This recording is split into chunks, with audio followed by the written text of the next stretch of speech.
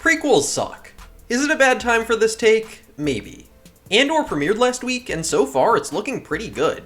Sure, it's essentially Jason Bourne in space without the incredible cinematography of those movies, but you could do a lot worse than that. Especially since everyone's expectations were so incredibly low. Like, we all saw the roadmap of future Star Wars projects and thought, really? A show about that guy? How many people can remember any of his lines from Rogue One? I sure can't. Then the show came out, and did it justify its existence? No. Like, yeah, it had a solid premiere and it's definitely worth watching, but did it really need to be a prequel show about Cassie and Andor? This show was marketed on its originality and lack of fan service.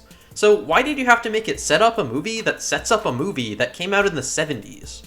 You could easily have a show about corporate espionage in the post-Empire era, and you'd have way more freedom to tell whatever story you wanted. Maybe this show's place in the timeline does have a purpose. Maybe it'll tie amazingly into Rogue One, but it's way too early to know, so I won't talk about Andor for much longer. Besides, it's far from the most soulless of prequels from the last few years. Really, when you step back and count just how many prequels we've gotten, it's kind of ridiculous. Obi-Wan, Solo, Black Widow, House of the Dragon, Rings of Power, the Fantastic Beasts trilogy, both Wonder Woman movies, Cruella, and probably a few more I'm missing.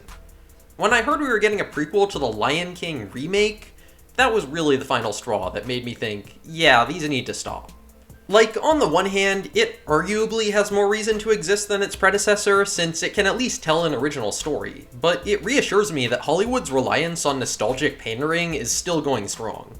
I'm not usually one to say, oh, movies today are all terrible, everything was better when the Wizard of Oz cast was suffering from asbestos poisoning. There are still incredible movies and shows being made today, even in big franchises. But I do think the current pop culture landscape really suffers by worshipping past properties far more than it used to. And nowhere is this more apparent than in the massive preponderance of the prequel. Okay, maybe the most obvious symptom is the flood of live-action remakes we're getting from Disney, but almost everyone recognizes those for the soulless cash grabs they are. Same goes for big screen adaptations of 80s toys and cartoons like Transformers and G.I. Joe, although those are thankfully dying down. People don't really talk about prequels, even though I'd argue they're almost as cynical. Yes, there are good prequels out there, including some of the ones I just mentioned, but they're far outnumbered by the mediocre to bad ones. And almost all of them are actually damaged by being prequels. This isn't really the case with sequels and spin-offs.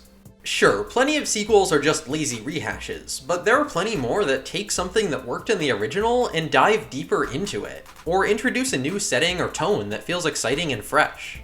But prequels are much more likely to feel pointless and tedious, so why is that? If I have to sum it up in 2 sentences, it's this. Sequels use the original as a starting point. Prequels use it as a finish line. That's not a trivial detail. It's far more difficult for prequels to step out of the shadow of the original, which hurts them in more ways than you might think. One simple reason most prequels are bad is the lack of uncertainty, which results in a lack of tension. By definition, a prequel is a story where you know what's going to happen in the future.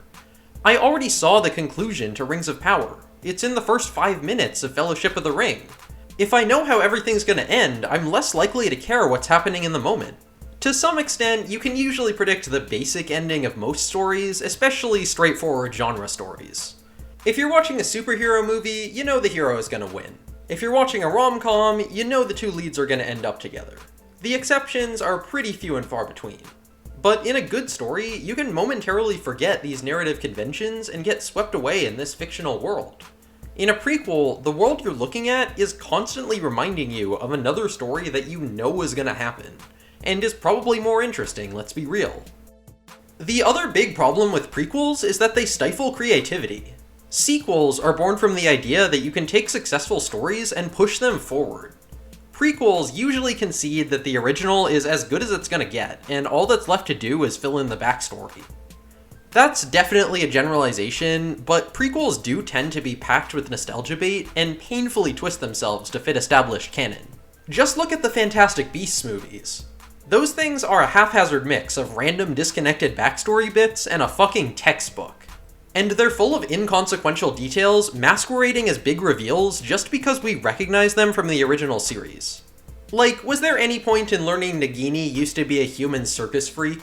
Fuck no.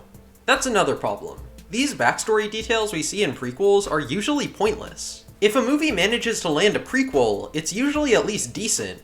Usually. And decent movies will generally give enough context for viewers to understand the characters and conflicts in the movie itself. If an original movie is good enough to stand on its own, a prequel is just as likely to cheapen it as enhance it. Solo, a Star Wars story, is a solid movie on its own, but it seriously undermines his character arc in A New Hope. Han Solo began that original movie as a greedy, uncaring asshole and eventually learned to fight for what's right. In his Solo prequel, he has basically the same arc, which makes his original journey feel pretty weightless. That character was already complete. There wasn't really much to add. On the rare occasion that you're making a prequel to something bad, you have the opposite problem. You can't fix it, at least not as much as you want to. The Clone Wars is a really good show that gives excellent context for Anakin's turn to the dark side, but it can't go far enough, since he still needs to be good at the beginning of Revenge of the Sith. When I'm watching the show, I never want to be reminded that it'll all end with this, and unfortunately, that's really hard to forget. When all is said and done, can you make a good prequel that isn't tied down by the original? Yes, but more often than not, those are the prequels that barely connect to the original at all. Oftentimes, they're set so far in the past that they can't feature any established characters, and in that case, they aren't really prequels as much as loosely connected spin-offs. Prey, House of the Dragon, and Knights of the Old Republic all fall under this category.